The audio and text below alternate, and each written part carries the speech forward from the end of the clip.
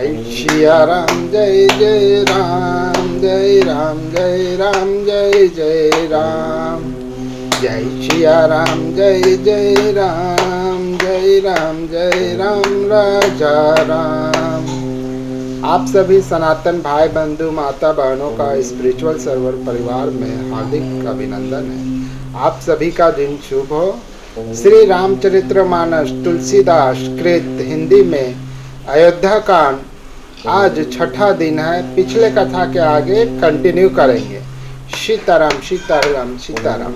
आइए हनुमंत बाबा विराजिए, कथा का आनंद लीजिए। जय श्री राम जय श्री राम।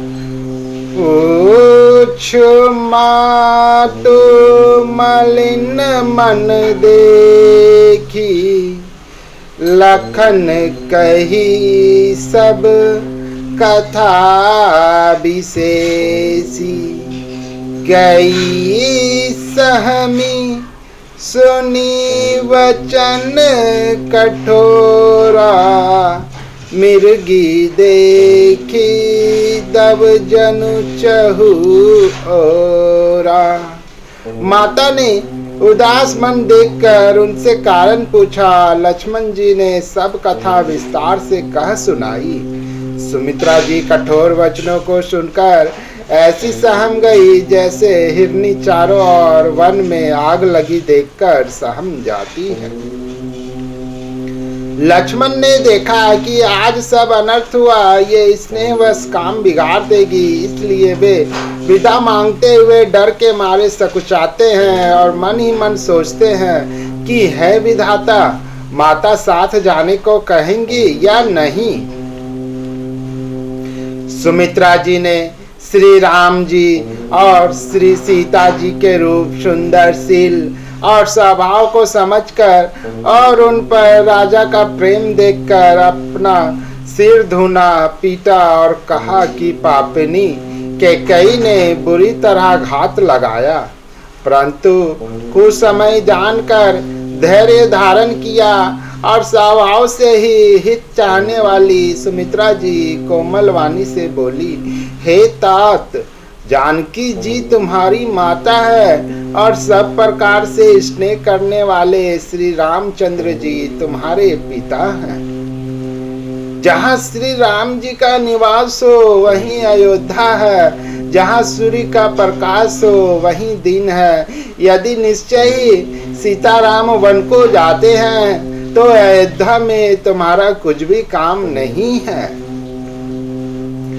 गुरु, पिता, माता, भाई, देवता और स्वामी, इन सबकी सेवा प्राण के समान करनी चाहिए।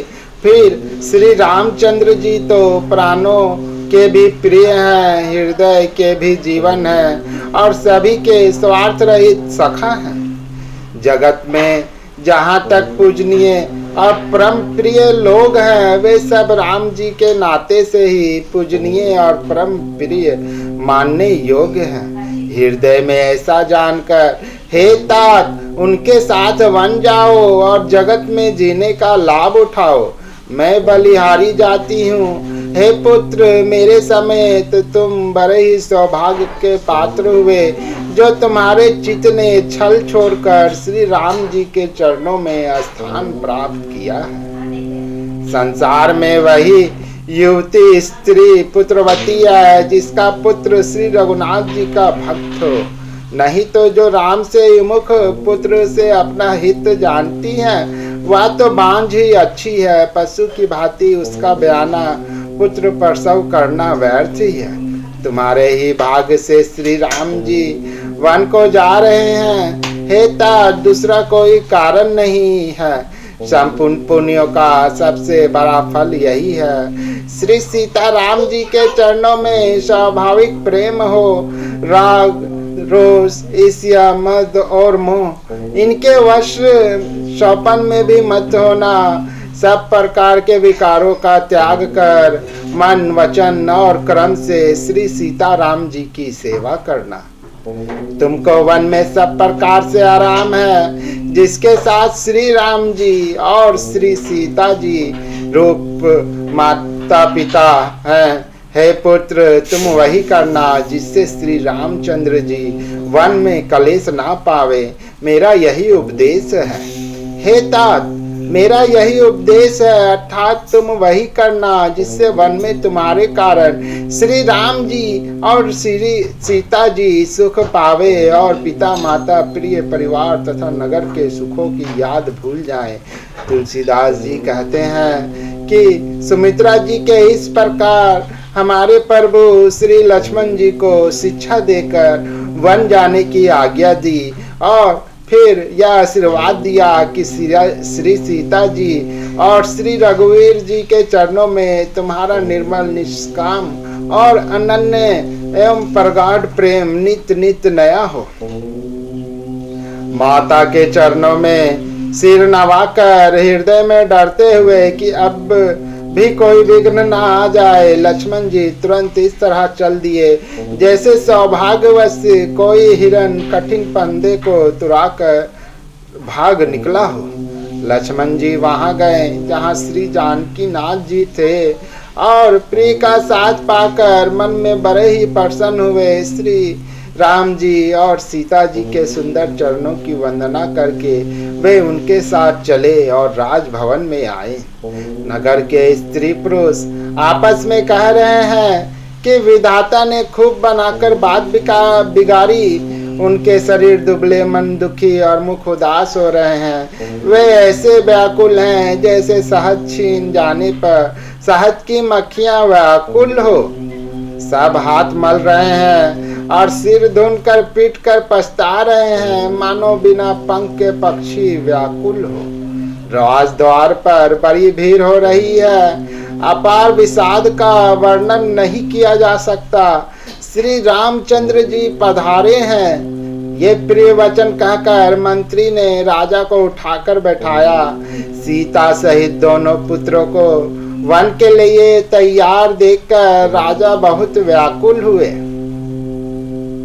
सीता सहित दोनों सुंदर पुत्रों को देख देख कर राजा कुल्लाते हैं और स्नेहवश बारंबार उन्हें हृदय से लगा लेते हैं। राजा व्याकुल हैं, बोल नहीं सकते, हृदय में शोक से उत्पन्न हुआ भयानक संताप है। तब रघुकुल के वीर श्री रामचंद्र जी ने अत्यंत प्रेम से चरणों में सिर नवाकर उठकर विदा मांगी। हे पिताजी, मुझे आशीर्वाद और आज्ञा दीजिए। हर्ष के समय आप शोक क्यों कर रहे हैं? हे तात, प्रिय के प्रेमवश परमात्म कर्तव्य क्रम में त्रुटि करने से जगत में यश जाता रहेगा और निंदा होगी। यह सुनकर स्नेहवश राजा ने उठकर श्री रघुनाथ जी की बाह पकड़कर उन्हें बैठा लिया और कहा, हे तात, सुनो, तुम्हारे लिए मुनि लोग कहते हैं कि श्री राम चराचर के स्वामी हैं। शुभ और अशुभ कर्मों के अनुसार ईश्वर हृदय में विचार कर फल देता है। जो कर्म करता है वही फल पाता है, ऐसी वेद की नीति है। यह सब कोई कहते हैं, किंतु इस अवसर पर तो इसके विपरीत हो रहा है। अपराध तो कोई और ही करे और उसका फल का भोग कोई और ही पावे। भगवान की लीला बड़ी ही विचित्र है, उसे जानने योग्य जगत में कौन है। राजा ने इस प्रकार श्री रामचंद्र जी को रखने के लिए छल छोड़कर बहुत से उपाय किए, पर जब उन्होंने धर्म धुरंधर धीर और बुद्धिमान श्री राम जी का रुख देख लिया और वे कर रहते हुए ना जान पड़े, तब राजा ने सीता जी को हृदय से लगा लिया और बड़े प्रेम से बहुत प्रकार की शिक्षा दी। वन के दुस्सह दुख कहकर सुनाए, फिर सास ससुर तथा पिता के पास रहने के सुखों को समझाया। परंतु सीता जी का मन श्री रामचंद्र जी के चरणों में अनुरूप था, इसलिए उन्हें घर अच्छा नहीं लगा और न वन भयानक लगा। फिर और सब लोगों ने भी वन में पत्तियों की अधिकता बता बताकर सीता जी को समझाया। मंत्री सुमंत्र जी की पत्नी और गुरु वशिष्ठ जी की स्त्री अरुंधति जी तथा और भी चतुर स्त्रियां स्नेह के साथ कोमल वाणी से कहती है कि तुमको तो राजा ने वनवास दिया नहीं है, इसलिए जो ससुर गुरु और सास कहे तुम तो वही करो। यह शीतल हितकारी मधुर और कोमल सिख सुनने पर सीता जी को अच्छी नहीं लगी। वे इस प्रकार व्याकुल हो गई मानो शरद ऋतु के चंद्रमा की चांदनी लगते ही चकई व्याकुल हो उठी हो। सीता जी संकोच वश उत्तर नहीं देती। इन बातों को सुनकर कैकेयी तमक कर उठी। उसने मुनियों के वस्त्र आभूषण माला कला आदि और बर्तन कमंडलू आदि लाकर श्री रामचंद्र जी के आगे रख दिए और कोमल वाणी से कहा, हे रघुवीर, राजा को तुम प्राणों के समान प्रिय हो। भीरु प्रेमवश दुर्बल हृदय के राजा शील और स्नेह नहीं छोड़ेंगे। पुण्य सुंदर यश और परलोक चाहे नष्ट हो जाए, पर तुम्हें वन जाने को वे कभी नहीं कहेंगे। ऐसा विचार कर जो तुम्हें अच्छा लगे वही करो। माता की सीख सुनकर श्री रामचंद्र जी ने बड़ा सुख पाया, परंतु राजा को ये वचन बाण के समान लगे। वे सोचने लगे, अब भी अभागे प्राण क्यों नहीं निकलते। राजा मूर्छित हो गए। लोग व्याकुल हैं, किसी को कुछ सूझ नहीं पड़ता कि क्या करे। श्री रामचंद्र जी तुरंत मुनि का वेश बनाकर और माता पिता को सिर नवाकर चल दिए। वन का सब साज सामान सजकर वन के लिए आवश्यक वस्तुओं को साथ लेकर श्री रामचंद्र जी, स्त्री श्री सीता जी और भाई लक्ष्मण जी सहित ब्राह्मण और गुरु के चरणों की वंदना करके सबको अचेत करके चले। राजमहल से निकलकर श्री रामचंद्र जी वशिष्ठ जी के दरवाजे पर जा खड़े हुए और देखा कि सब लोग विरह की अग्नि में जल रहे हैं। उन्होंने प्रिय वचन कहकर सबको समझाया। फिर श्री रामचंद्र जी ने ब्राह्मणों की मंडली को बुलाया। गुरु जी से कहकर उन सबको वर्षासन वर्ष भर का भोजन दिए और आदर दान तथा विनय से उन्हें वश में कर लिया। फिर याचकों को दान और मान देकर संतुष्ट किया तथा मित्रों को पवित्र प्रेम से प्रसन्न किया। फिर दास दासियों को बुलाकर उन्हें गुरु जी को सौंप कर हाथ जोड़कर बोले, हे गोसाई, इन सब की माता पिता के समान सार संभार देख रेख करते रहिएगा। श्री रामचंद्र जी बार बार दोनों हाथ जोड़कर सबसे कोमल वाणी कहते हैं कि मेरा सब प्रकार से हितकारी मित्र वही होगा जिसकी चेष्टा से महाराज सुखी रहें। हे परम चतुर पुरवासी सज्जनों, आप लोग सब वही उपाय करिएगा जिससे मेरी सभी माताएं मेरे विरह के दुख से दुखी न हो। इस प्रकार श्री राम जी ने सबको समझाया और हर्षित होकर गुरु जी के चरण कमलों में सिर नवाया। फिर गणेश जी, पार्वती जी और कैलाशपति महादेव जी को मनाकर तथा आशीर्वाद पाकर श्री रघुनाथ चले। श्री राम जी के चलते ही बड़ा भारी विषाद हो गया। नगर का आर्तनाद हाहाकार सुना नहीं जाता। लंका में बुरे शकुन होने लगे। अयोध्या में अत्यंत शोक छा गया और देवलोक में सब हर्ष और विषाद दोनों के वश में हो गए। हर्ष का बात यह था कि सब राक्षसों का नाश होगा और विषाद अयोध्या वासियों के शोक का कारण था। मूर्छा दूर हुई तब राजा जागे और सुमंत्र को बुलाकर ऐसा कहने लगे, श्री राम वन को चले गए पर मेरे प्राण नहीं जा रहे हैं। ना जाने ये किस सुख के लिए शरीर में टिक रहे हैं। इससे अधिक बलवती और कौन सी व्यथा होगी जिस दुख को पाकर प्राण शरीर को छोड़ेंगे। फिर धीरज धरकर राजा ने कहा, हे सखा, तुम रथ लेकर श्री राम के साथ जाओ। अत्यंत सुकुमार दोनों कुमारों को और सुकुमारी जानकी को रथ में चढ़ाकर वन दिखलाकर 4 दिन के बाद लौट आना। यदि धैर्यवान दोनों भाई ना लौटे, क्योंकि श्री रघुनाथ जी प्रण के सच्चे हैं और दृढ़ता से नियम का पालन करने वाले हैं, तो तुम हाथ जोड़कर विनती करना कि हे प्रभु, जनक कुमारी सीता जी को तो लौटा दीजिए। जब सीता वन को देखकर डरे तब मौका पाकर मेरी यह सिख उनसे कहना कि तुम्हारे सास ससुर ने ऐसा संदेश दिया है कि हे पुत्री, तुम लौट जाओ। वन में बहुत कलेश है, कभी पिता के घर, कभी ससुराल, जहाँ तुम्हारी इच्छा हो वहीं रहना। इस प्रकार तुम बहुत से उपाय करना। यदि सीता जी लौट आई तो मेरे प्राणों को सहारा हो जाएगा, नहीं तो अंत में मेरा मरण ही होगा। विधाता के विपरीत होने पर कुछ वश नहीं चलता। हा राम, लक्ष्मण और सीता को लाकर दिखाओ। ऐसा कहकर राजा मूर्छित होकर पृथ्वी पर गिर पड़े। सुमंत्र जी राजा की आज्ञा पाकर सिर नवाकर और बहुत जल्दी रथ जुड़वा कर वहां गए जहां नगर के बाहर सीता जी सहित दोनों भाई थे। तब वहां पहुंचकर सुमंत्र ने राजा के वचन श्री रामचंद्र जी को सुनाए और विनती करके उनको रथ पर चढ़ाया। सीता जी सहित दोनों भाई रथ पर चढ़कर हृदय में अयोध्या को सिर नवाकर चले। श्री रामचंद्र जी को जाते हुए और अयोध्या को अनाथ होते हुए देखकर सब लोग व्याकुल होकर उनके साथ हो लिए। कृपा के समुद्र श्री राम जी उन्हें बहुत तरह से समझाते हैं तो वे अयोध्या की ओर लौट जाते हैं, परंतु प्रेमवश फिर लौट आते हैं। अयोध्या पूरी बड़ी डरावनी लग रही है, मानो अंधकारमयी काल रात्रि ही हो। नगर के नर नारी भयानक जंतुओं के समान एक दूसरे को देखकर डर रहे हैं। घर शमशान, कुटुंबी, भूत प्रेत और पुत्र हितैषी और मित्र मानो यमराज के दूत हैं। बगीचों में वृक्ष और बेल कुम्हला रही हैं।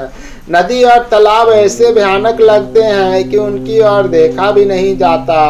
करोड़ों घोड़े, हाथी, खेलने के लिए पाले हुए हिरन, नगर के गाय, बैल, बकरी आदि पशु, पपीहे, मोर, कोयल, चकवे, तोते, मैना, सारस, हंस और चकोर श्री राम जी के वियोग में सभी व्याकुल हुए। जहाँ तहाँ ऐसे चुपचाप स्थिर होकर खड़े हैं मानो तस्वीरों में लिखकर बनाए हुए हैं। नगर मानो फलों से परिपूर्ण बड़ा भारी सघन वन था।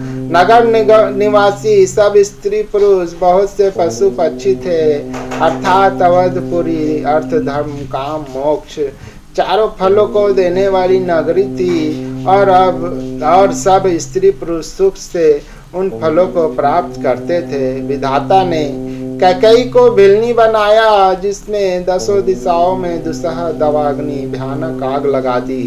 श्री रामचंद्र जी की विरह की इस अग्नि को लोग सह न सके, सब लोग व्याकुल होकर भाग चले। सबने मन में विचार कर लिया कि श्री राम जी, लक्ष्मण जी और सीता जी के बिना सुख नहीं है। जहाँ श्री राम जी रहेंगे वहीं सारा समाज होगा। श्री रामचंद्र जी के बिना अयोध्या में हम लोगों का कुछ काम नहीं है। ऐसा विचार दृढ़ करके देवताओं को भी दुर्लभ सुखों से पूर्ण घरों को छोड़कर सब श्री रामचंद्र जी के साथ चल पड़े। जिनको श्री राम जी के चरण कमल प्यारे हैं उन्हें क्या कभी विषय भोग वश में कर सकते हैं। बच्चों और बूढ़ों को घरों में छोड़कर सब लोग साथ हो लिए। पहले दिन श्री रघुनाथ जी ने तमसा नदी के तीर पर निवास किया। प्रजा को प्रेमवश देखकर श्री रघुनाथ जी के दयालु हृदय में बड़ा दुख हुआ। प्रभु श्री रघुनाथ जी करुणामय हैं, पराई पीड़ा को वे तुरंत पा लेते हैं, अर्थात दूसरे का दुख देखकर वे तुरंत स्वयं दुखित हो जाते हैं। प्रेम युक्त कोमल और सुंदर वचन कहकर श्री राम जी बहुत प्रकार से लोगों को समझाया और बहुत तरह धर्म संबंधी उपदेश दिए, परंतु प्रेमवश लोग लौटते नहीं। शील और स्नेह छोड़ा नहीं जाता। श्री रघुनाथ जी असमंजस के अधीन हो गए, दुविधा में पड़ गए। शोक और परिश्रम थकावट के मारे लोग सो गए और कुछ देवताओं की माया से भी उनकी बुद्धि मोहित हो गई। जब दोपहर रात बीत गई तब श्री रामचंद्र जी ने प्रेम पूर्वक मंत्री सुमंत्र से कहा, हे तात, रथ के खोज मारकर अर्थात पहियों के चिन्हों से दिशा का पता न चले, इस प्रकार रथ को हाकिए और किसी उपाय से बात नहीं बनेगी। शंकर जी के चरणों में सिर नवाकर श्री राम जी, लक्ष्मण जी और सीता जी रथ पर सवार हुए। मंत्री ने तुरंत ही रथ को इधर उधर खोज छिपाकर चला दिया। सवेरा होते ही सब लोग जागे तो बड़ा शोर मचा कि श्री रघुनाथ जी चले गए, कहीं रथ का खोज नहीं पाते। सब हर राम पुकारते हुए चारों ओर दौड़ रहे हैं, मानो समुद्र में जहाज डूब गया हो, जिससे व्यापारियों का समुदाय बहुत ही व्याकुल हो उठा हो। वे एक दूसरे को उपदेश देते हैं कि श्री रामचंद्र जी ने हम लोगों को कलेश होगा यह जानकर छोड़ दिया है। वे लोग अपनी निंदा करते हैं और मछलियों की सराहना करते हैं, कहते हैं श्री रामचंद्र जी के बिना हमारे जीने का अधिकार है। विधाता ने यदि प्यारे का वियोग ही रचा तो फिर उसने मांगने पर मृत्यु क्यों नहीं दी। इस प्रकार बहुत से प्रलाप करते हुए वे संताप से भरे हुए अयोध्या जी में आए। उन लोगों के विषम योग की दशा का वर्णन नहीं किया जा सकता। 14 साल की अवधि की आशा से ही वे प्राण को रखे रहे हैं। सब स्त्री पुरुष श्री रामचंद्र जी के दर्शन के लिए नियम और व्रत करने लगे। ऐसे दुखी हो गए जैसे चकवा चक्री और कमल सूर्य के बिना दिन हो जाते हैं। सीता जी और मंत्री सहित दोनों भाई सिंहवेरपुर जा पहुंचे। वहां गंगा जी को देखकर श्री राम जी रथ से उतर पड़े और बड़े हर्ष के साथ उन्होंने दंडवत की। लक्ष्मण जी, सुमंत और सीता जी ने भी प्रणाम किया। सबके साथ श्री रामचंद्र जी ने सुख पाया। गंगा जी समस्त आनंद मंगलों की मूल्य है। वे सब सुखों की करने वाली और सब पीड़ाओं की हरने वाली है। अनेक कथा प्रसंग करते हुए श्री राम जी गंगा जी की तरंगों को देख रहे हैं। उन्होंने मंत्री को, छोटे भाई लक्ष्मण जी को और प्रिय सीता जी को देव नदी गंगा जी की बड़ी महिमा सुनाई। इसके बाद सबने स्नान किया, जिससे मार्ग का सारा श्रम थकावट दूर हो गया। अब पवित्र जल पीते ही मन प्रसन्न हो गया। जिनके स्मरण मात्र से बार बार जन्मने और मरने का महान श्रम मिट जाता है, उनको श्रम होना ये केवल लौकिक व्यवहार नर लीला है। शुद्ध प्रकृति जिन त्रिगुणों से रहित मायातीत दिव्य मंगल विग्रह सच्चिदानंद कंस रूप सूर्यकुल के ध्वजा रूप भगवान श्री रामचंद्र जी मनुष्यों के सदृश ऐसे चरित्र करते हैं जो संसार रूपी समुद्र के पार उतरने के लिए पुल के समान है। जब निषाद राजगुरु ने यह खबर पाई तब आनंदित होकर उसने अपने प्रियजनों और भाई बंधुओं को बुला लिया और भेंट देने के लिए फल मूल कंद लेकर और उन्हें भारों भांगियों से में भर कर मिलने के लिए चला। उसके हृदय में हर्ष का पार नहीं था। दंडवत करके भेंट सामने रखकर वह अत्यंत प्रेम से प्रभु को देखने लगा। श्री रघुनाथ जी ने स्वाभाविक स्नेह के वश होकर उसे अपने पास बैठाकर कुशल पूछी। निषाद राज ने उत्तर दिया, हे नाथ, आपके चरण कमल के दर्शन से ही कुशल हैं। आपके चरण बिंदों के दर्शन कर आज मैं भाग्यवान पुरुषों की गिनती में आ गया। हे देव, यह पृथ्वी धन और घर सब आपका है। मैं तो परिवार सहित आपका नीच सेवक हूँ।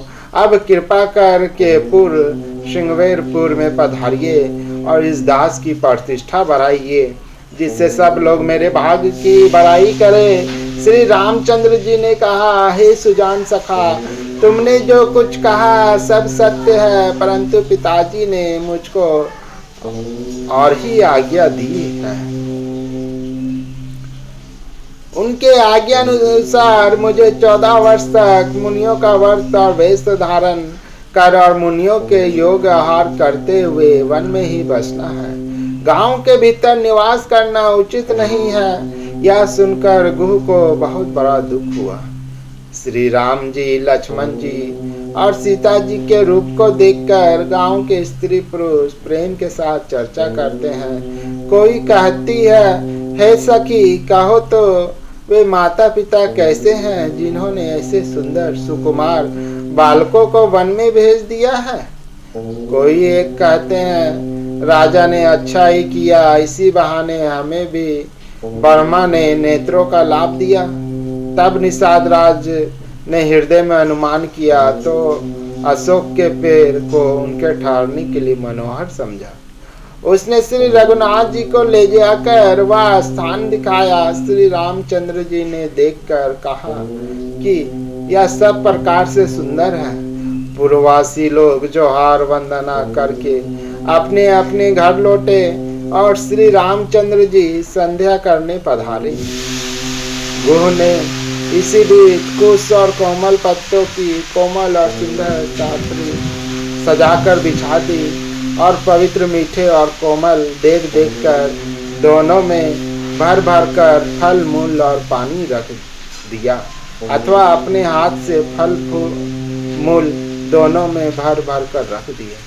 सीता जी, सुमंत्र जी और भाई लक्ष्मण जी सहित कंद मूल फल खाकर रघुकुल मणि श्री रामचंद्र जी लेट गए। भाई लक्ष्मण जी उनके पैर दबाने लगे। फिर प्रभु श्री रामचंद्र जी को सोते जानकर लक्ष्मण जी उठे और कोमल वाणी से मंत्री सुमंत्र जी को सोने के लिए कहकर वहां से कुछ दूर पर धनुष बाण से सजकर वीरासन से बैठकर जागने पहरा देने लगे। गुरु ने विश्वासपात पहरेदारों को बुलाकर अत्यंत प्रेम से जगह जगह नियुक्त कर दिया और आप कमर में तरकस बांधकर तथा धनुष पर बाण चढ़ाकर लक्ष्मण जी के पास जा बैठा। प्रभु को जमीन पर सोते देखकर प्रेमवश निषाद राज के हृदय में विषाद हो आया। उसका शरीर पुलकित हो गया और नेत्रों में प्रेमाश्रुओं का जल बहने लगा। वह प्रेम सहित लक्ष्मण जी से वचन कहने लगा। महाराज दशरथ जी का महल तो स्वभाव से ही सुंदर है। इंद्र भवन भी जिसकी समानता नहीं पा सकता। उसमें सुंदर मणियों के रोचे चौबारे, छत के ऊपर बंगले हैं जिन्हें मानो रति के पति कामदेव ने अपने ही हाथों से सजाकर बनाया है। जो पवित्र, बड़े ही विलक्षण सुंदर भोग पदार्थों से पूर्ण और फूलों की सुगंध से सुवासित है। जहाँ सुंदर पलंग और मणियों के दीपक हैं तथा सब प्रकार का पूरा आराम है। जहाँ ओढ़ने बिछाने के अनेकों वस्त्र, तकिए और गद्दे हैं जो दूध के फेन के समान कोमल, निर्मल, उज्जवल और सुंदर हैं। वहाँ उन चौबारों में श्री सीता जी और श्री रामचंद्र जी को रात को सोया करते थे और अपनी शोभा से रति और कामदेव के गर्व का हरण करते थे। वही श्री सीता और श्री राम जी आज घास फूस की साथरी पर थके हुए बिना वस्त्र के ही सोए हैं। ऐसी दशा में वे देखे नहीं जाते।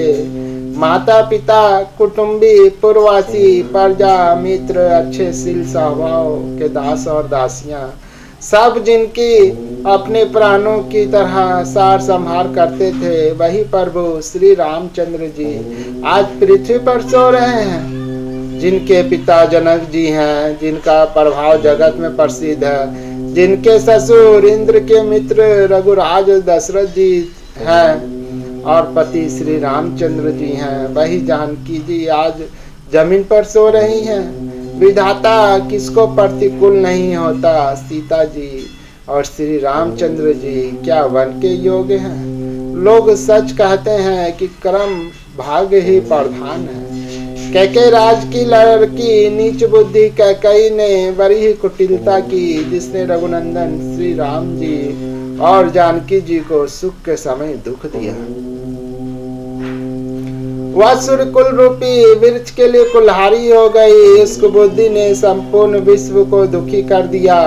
श्री राम सीता को जमीन पर सोते हुए देखकर निषाद को बड़ा दुख हुआ। तब लक्ष्मण जी ज्ञान, वैराग और भक्ति से रस से सनी हुई मीठी और कोमल वाणी बोले, हे भाई, कोई किसी को दुख सुख देने वाला नहीं, सब अपने ही किए हुए कर्मों का फल भोगते हैं। संयोग मिलना, वियोग बिछुड़ना, भले बुरे भोग, शत्रु मित्र और उदासीन से सभी भरम के फंदे में है। जन्म मृत्यु, संपत्ति विपत्ति, क्रम और काल, जहाँ तक जगत के जंजाल है। जय सिया राम, जय जय राम, जय राम जय राम, जय जय राम, जय राम जय राम, जय जय राम, जय राम जय राम, जय जय राम। हे रामा पुरुषोत्तमा नरहरि नारायण केशवा, गोविंदा गरुदध्वजा गुणनिधि दामोदरा माधवा। हे कृष्ण कमलपते यदुपते सीतापते श्रीपते वैकुंठाधिपते चराचरपते लक्ष्मीपते पाहि मां। सियावर रामचंद्र की जय, उमापति महादेव की जय। हर हर महादेव। आगे की कथा पुनः आपको मिलेगी। हर हर महादेव।